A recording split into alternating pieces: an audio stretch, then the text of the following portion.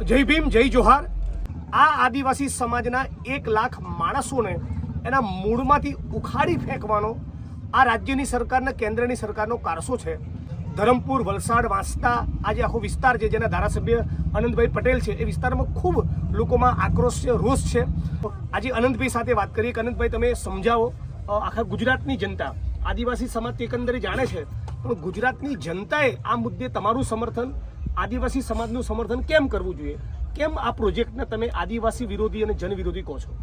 દક્ષિણ ગુજરાતના પૂર્વ પટ્ટામાં ખરેખર ત્યાં જંગલ વિસ્તાર છે, ડુંગર વિસ્તાર છે, આદિવાસી સમાજની સંસ્કૃતિ છે, આદિવાસી સમાજની અસ્મિતા છે અને દરેક આદિવાસી સમાજના લોકો ત્યાં ખેતીવાડી કરીને, પશુપાલન કરીને પેટનું રડે છે। એવા સમયે 2022ની ફેબ્રુઆરીની 14 તારીખે નિર્મલા સીતારમણજીએ બજેટ સત્રમાં પાર, તાપી, નર્મદા રિવર લિંક યોજનાની 7 નદીઓને જોડાણ કરીને એ પાણી કચ્છમાં ધંધાર્થે અને ત્યાંના ઉદ્યોગપતિઓ માટે આપવાની વાત કરી અને ત્યારબાદ અમારું આંદોલન ચાલુ થયું।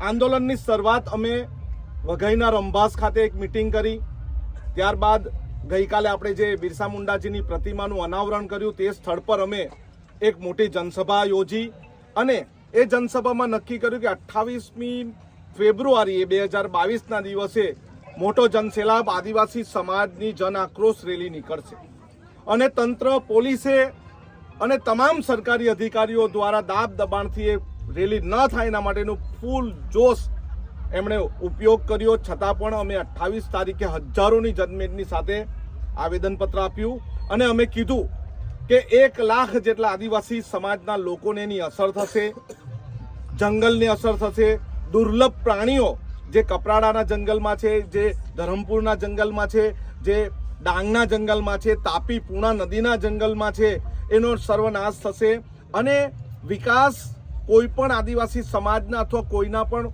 વિનાશ કરીને વિકાસ અમને જોઈતો નથી અને અમે એ રેલી સક્સેસ કરી। ત્યારબાદ પૂર્વ મંત્રી જે હતા એમણે એમ કીધું કે અનંત પટેલ ગેરમાર્ગે દોરે, એવું કશું મળે નહીં, પરંતુ 2 માર્ચ 2022ના દિવસે મહાનુભાવનું નામ શું? એમનું નામ નરેશ પટેલ, જેને આપણે હુલામણા નામથી પણ ઓળખીએ છીએ। શું નામ છે હુલામણું?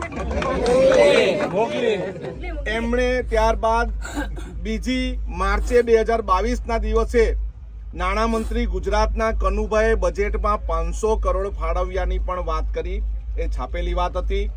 અને ત્યારબાદ ફરી પાછું અમે તાપી જિલ્લામાં વ્યારા